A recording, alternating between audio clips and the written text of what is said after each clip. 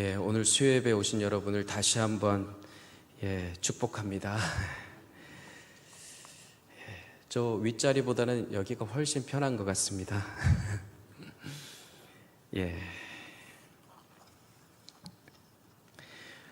오늘 설교의 키워드는 세 가지인데요. 걱정, 큰 믿음, 그리고 오늘입니다.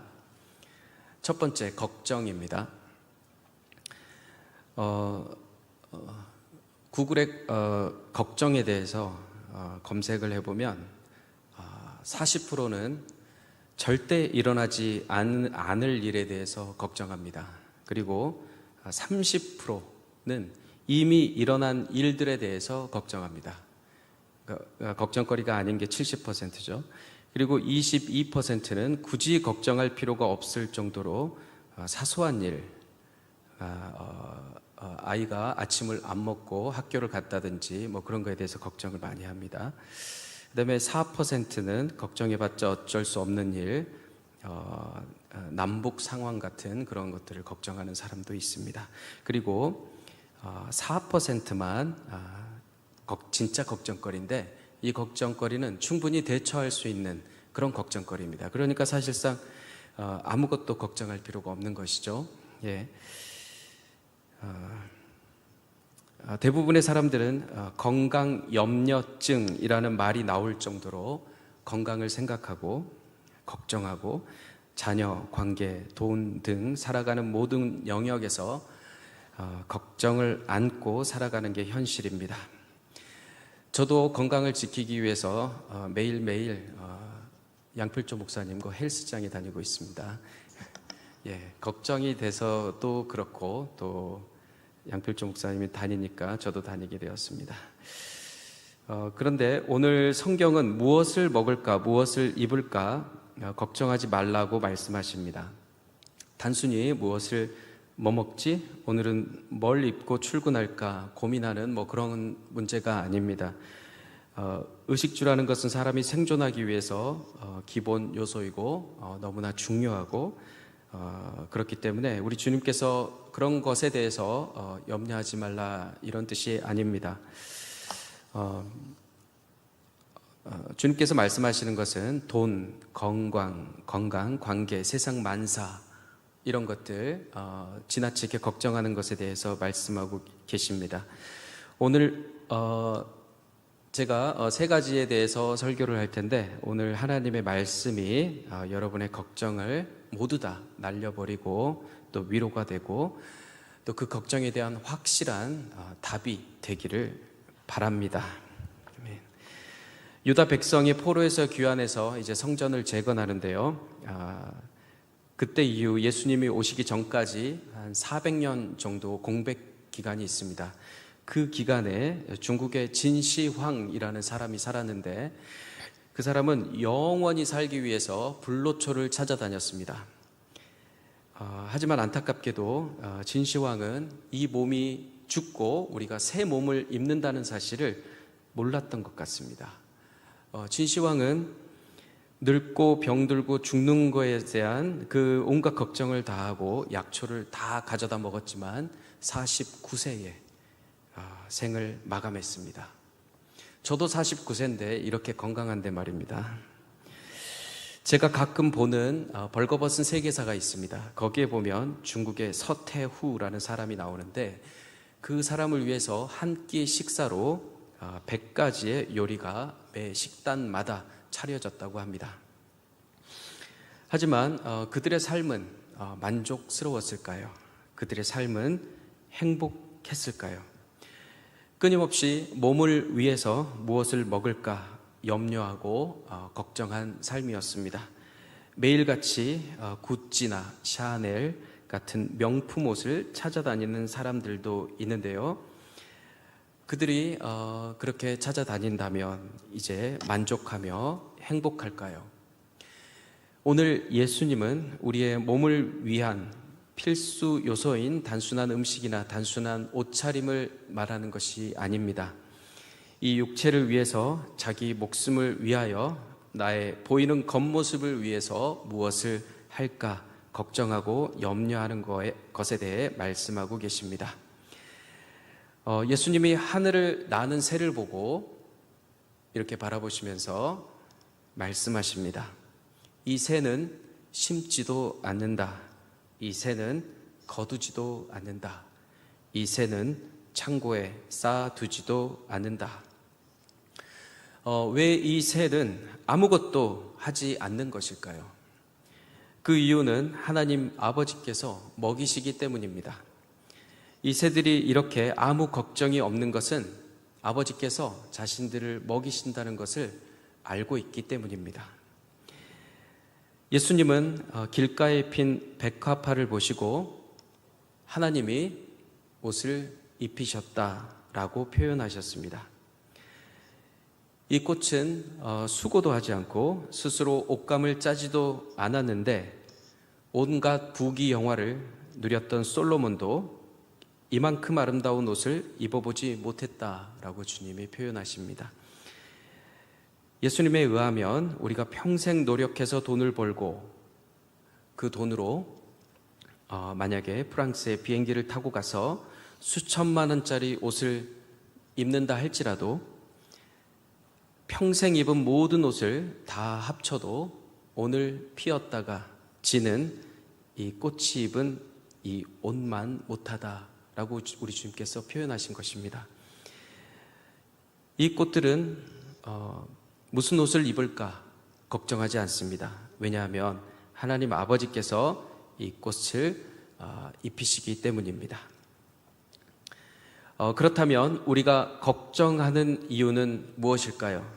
왜 우리는 일어나지도 않는 많은 일들을 걱정하며 미래에 대한 염려와 두려움으로 그 두려움에 사로잡혀 한숨을 내쉬고 또 밤을 지새우고 있을까요? 예수님은 오늘 본문에서 말씀하십니다. 믿음이 적기 때문이다. 그것은 이방인들이 구하는 것이다. 믿음이 있지만 믿음이 적은 것입니다. 믿음이 적다 혹은 작다 두 가지로 표현합니다. 오늘 예수님의 말씀을 기준으로 보면 믿음이 작다, 믿음이 크다는 걱정을 하느냐, 걱정을 하지 않느냐를 보면 알 수 있습니다.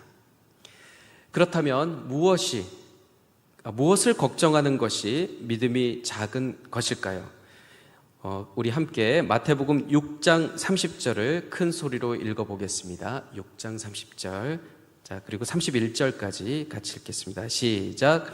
오늘 있다가 내일 아궁이에 던져지는 들풀도 하나님이 이렇게 입히시거든 하물며 너희일까 보냐. 믿음이 작은 자들아.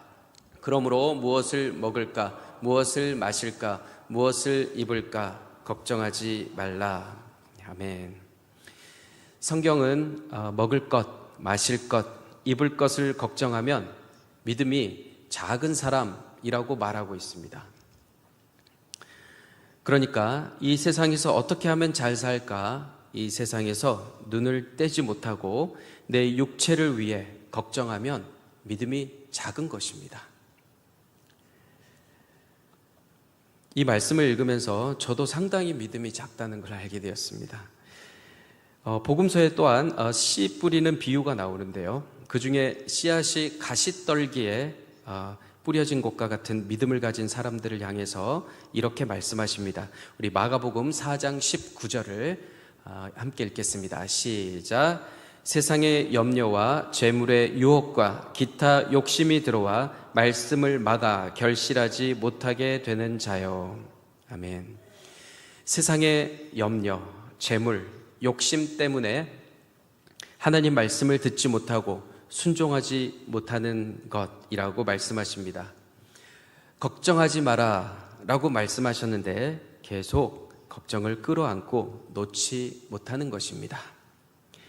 무엇을 먹을까, 무엇을 마실까 걱정하며 육체를 위해서 살아가는 자는 그 육체의 열매를 결국엔 맺게 되는데요. 그 육체의 열매는 곧 썩어질 것들입니다. 오늘 예수님은 이것은 이방인들이 구하는 것이다 라고 말씀하십니다. 이방인은 한자인데요. 풀면 다른 나라 사람들이란 뜻입니다. 그러니까 하나님 나라에 사는 사람이 아니라는 뜻입니다. 이방인들이 구하는 그것들을 구하지 말고 오직 하나님께서 원하시는 하나님 나라에서 우리가 추구해야 할 것들을 구하시길 주님의 이름으로 축복합니다. 아멘. 오늘의 두 번째 키워드는 큰 믿음입니다.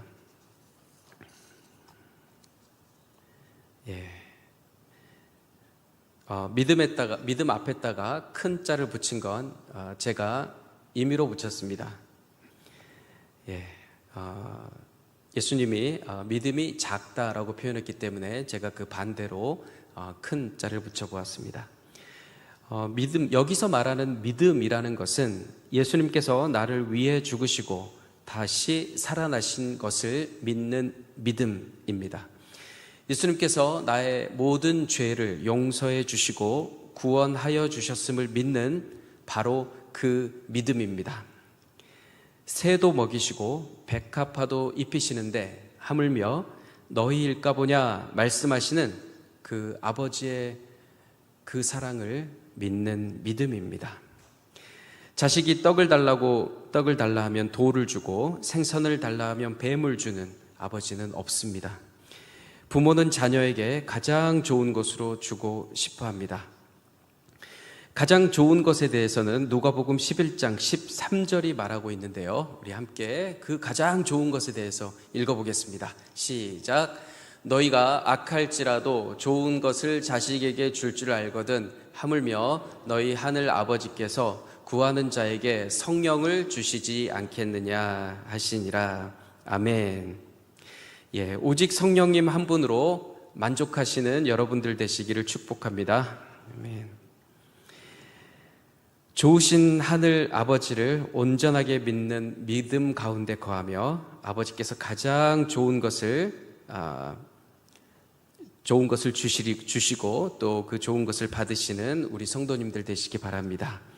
날마다 성령 충만하시면 그것이 바로 아버지께 가장 좋은 것을 받는 것입니다. 성령님 한 분으로 만족하는 것, 예수님만 있으면 모든 것이 만족스러운 것, 이것이 바로 큰 믿음입니다.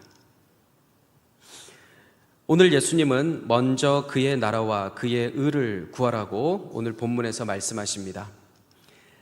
그리하면 이 모든 것, 우리에게 있어야 할 것, 필요한 것을 다 더해 주시겠다고 약속하셨습니다. 하나님의 나라는 어떤 나라입니까? 하나님이 왕이시고 하나님이 통치하시며 하나님이 다스리시는 그 나라입니다. 우리 성도님들의 가정에, 학교에, 또 직장에 하나님의 나라가 임하길 축복합니다. 아멘. 예전에 MBC PD였던 김우현 감독이라는 감독님이 계시는데요. 그분이 팔복이라는 다큐를 찍으신 적이 있습니다. 김우현 감독이라고 서울의 교대에 살고 계시는데요. 제가 교대를 지나가다가 스타벅스에 들렀는데 그분이 스타벅스에 들어왔습니다. 그래서 제가 사진을 같이 찍었는데 자랑이 될까봐 준비하진 않았습니다. 근데 그 김우현 감독님께서 최춘선 할아버지를 영상을 찍으셨는데요. 거지 행색을 하고 신발을 벗고 다니는 할아버지입니다. 그 최춘선 할아버지의 아버지는 대단한 부자였는데요. 얼마나 부자였냐면 아파트가 세 채가 아니라 세 동을 가지고 계셨고요. 자가용이 그 당시에 5대였습니다. 아주 오래전에요. 제가 최춘선이라고 하겠습니다. 최춘선은 동경 와세다 대학교에 다닐 당시에 기독교 지도자인 가가와 도요히코와 우찌무라 간조의 영향을 많이 받았습니다. 그는 김구 선생과 함께 독립운동을 하다가 귀국하였습니다. 그는 수십만 평의 땅을 아버지로부터 상속받았고 1949년에 김포에 교회를 개척했습니다. 최춘선은 길거리에서 불쌍한 사람들을 데리고 들어오기 시작했습니다. 자연스럽게 그 교회는 양로원이 되고 고아원이 되었습니다.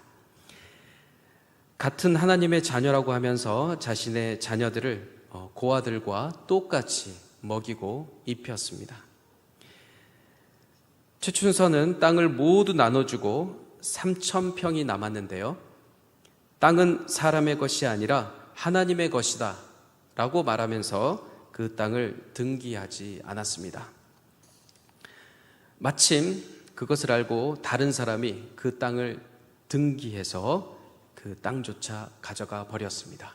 그래서 그곳에서 쫓겨나 30번 이상을 이사를 다녀야 했습니다. 그는 독립유공자가 될 수도 있었지만 독립유공자 서류에 도장만 찍으면 되는데 그 찍으면 자격을 인정받아 4대에 걸쳐 자녀의 모든 학비와 또 특혜가 있는데도 불구하고 나라가 이렇게 반쪽인데 내가 그 돈을 받을 수 없다라며 거절했습니다. 최춘선은 내일 일은 절대로 걱정하지 않는 사람이었습니다. 최춘선은 오늘만 산 사람이었습니다. 당장 내일 먹을 쌀이 없어도 전부 나누어 주었습니다. 나이 50이 된 최춘선은 큰 병이 늘었다가 낫는 기적을 체험한 후 남북 통일이 되기 전에는 절대로 신발을 신지 않겠다라고 50에 결심했습니다. 최춘선은 영하 10도의 날씨에도 맨발로 지하철에서 거리에서 30년간 전도했습니다. 사람들이 그를 미친 사람처럼 여겼지만 그는 그 누가 시켜요, 그 누가 말려요, 사명은 각자입니다 라고 하며 묵묵히 전도자의 길을 갔습니다. 그리고 이렇게 말했습니다. 내가 진짜 죄인 중에 괴수인데 하나님의 자비가 한량이 없어서 붙들어 주시니까 날마다 감사와 기쁨으로 승리합니다. 그분의 삶을 보면 제가 너무 부끄럽고 또 그분의 삶이 너무나 부럽고 또 닮아가고 싶고 그랬습니다. 왜냐하면 그분은 하나님의 나라 한가운데 살고 있었기 때문입니다. 하나님의 나라는 마음이 가난한 자, 애통한 자, 온유한 자, 의에 줄이고 목마른 자, 긍휼히 여기는 자, 마음이 청결한 자, 화평하게 하는 자, 의를 위하여 박해받는 자에게 임한다고 주님께서 말씀하셨습니다. 하나님의 나라는 멋진 직장에, 비싼 자동차에, 럭셔리한 집에 사는 사람, 권력을 가진 사람, 엄청난 지식을 자랑하는 사람이 휘두르는 그런 나라가 아닙니다. 예수 그리스도를 주로 믿는 우리에게 이미 하나님의 나라가 임하였음을 믿으시기 바랍니다. 그리고 그 하나님의 나라에 거하시길 축복합니다. 요한계시록 21장 4절을 같이 한번 읽겠습니다. 시작.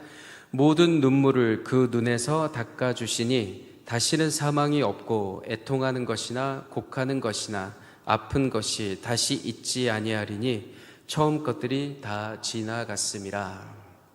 아멘. 영원한 하나님의 나라가 이제 완성되면 주님은 우리의 모든 눈물을 닦아 주십니다. 그곳엔 더 이상 사망이 없고 애통하며 곡하고 아픈 것이 없습니다.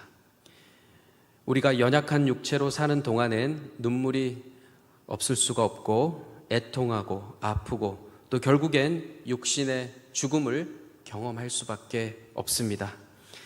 그럼에도 불구하고 우리는 이 땅에서 하나님 나라를 경험할 수가 있는데요. 어떻게 경험할 수 있을까요? 그것은 하나님의 약속의 말씀을 붙잡고 기도하는 것입니다. 빌립보서 4장 6절 7절을 우리 큰 목소리로 읽겠습니다. 시작. 아무것도 염려하지 말고 다만 모든 일에 기도와 간구로 너희 구할 것을 감사함으로 하나님께 아뢰라. 그리하면 모든 지각에 뛰어난 하나님의 평강이 그리스도 예수 안에서 너희 마음과 생각을 지키시리라. 아멘. 우리의 모든 삶의 영역에서 하나님의 나라를 경험하고 하나님의 의가 되신 예수 그리스도를 전하는 축복이 날마다 여러분에게 임하시길 기도합니다. 오늘의 세 번째 키워드는 오늘입니다. 오늘 본문 34절에 내일 일을 위하여 염려하지 말라. 내일 일은 내일이 염려할 것이요 한 날의 괴로움은 그 날로 족하니라. 예수님께서 말씀하셨습니다. 하나님은 인간에게 오늘을 선물로 주셨는데요. 영어는 적절하게 present라고 해서 선물이 즉 현재, 오늘인 것입니다. 누구나 내일에 대한 막연한 두려움, 또 내일을 모르기 때문에 혹여나 하는 염려 때문에 오늘을 살면서도 내일을 걱정하는 것이 일반적입니다. 그 중에서도 가장 큰 두려움은 죽음에 대한 두려움일 것입니다. 그러나 오늘 주님은 말씀하십니다. 내일 일은 내일이 염려할 것이다. 혹은 내일 일은 내일 염려하라 라고 하셨습니다. 우리는 내일이라고 말하지만 사실 우리는 오늘만 사는 것입니다. 밤이 되고 아침이 되면 다시 오늘입니다. 또 밤이 되고 아침이 되면 다시 오늘입니다. 성경은 이것을 통틀어 오늘날이라고 표현했습니다. 내일은 주님이 다시 오시는 날이 바로 그 내일입니다. 그러니까 우리는 오늘을 살다가 내일 주님을 만나는 것입니다. 그리스도인은 믿음을 가지고 오늘을 사는 사람들입니다. 우리 예수 믿는 사람은 내일을 걱정하지 않습니다. 왜냐하면 내일은 예수님을 만나기 때문입니다. 왜냐하면 내일은 이미 예수님께서 다 예비하셨기 때문입니다. 그 분명한 성경 구절을 요한복음에서 기록했는데요. 14장 3절을 우리 같이 읽겠습니다. 시작. 가서 너희를 위하여 거처를 예비하면 내가 다시 와서 너희를 내게로 영접하여 나 있는 곳에 너희도 있게 하리라. 아멘. 오늘 하나님 안에 거하고 매 순간 하나님과 동행하면 부족함이 없는 인생을 살게 되는 것입니다. 사도 바울처럼 어떤 형편이든 어떤 환경이든 자족하는 법을 배우게 되는 것입니다. 혹시 걱정이 밀려오거나 두려움이 몰려올 때는 들에 핀 꽃들과 하늘을 나는 새들을 바라보십시오. 하나님이 먹이시고 입히시며 보호하시는데 하물며 사랑하는 자녀인 여러분을 책임져 주시지 않겠습니까? 오늘 하루를 떠올려 보시겠습니까? 여러분은 선물로 주신 오늘 혹시나 무엇을 걱정하고 염려하셨는지요?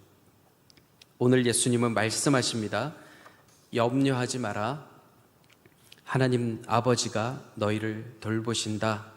오직 아버지의 나라와 그분의 의를 구하라.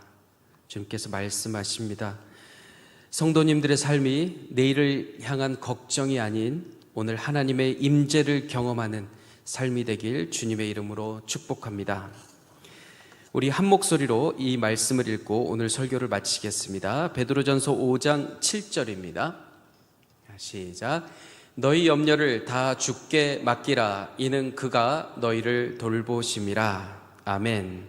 우리 옆 사람과 이렇게 격려하겠습니다. 염려는 주님께 맡기세요. 이렇게 옆 사람에게 염려는 주님께 맡기세요. 또 하나 더 고백하겠습니다. 내일 일은 걱정하지 마세요. 걱정하지 마세요. 예. 왜냐하면 내일 예수님 오십니다. 예. 그리고 하나 더 고백하겠습니다. 큰 믿음을 가지십시오. 예. 큰 믿음을 가지십시오. 예. 걱정하지 마시고요.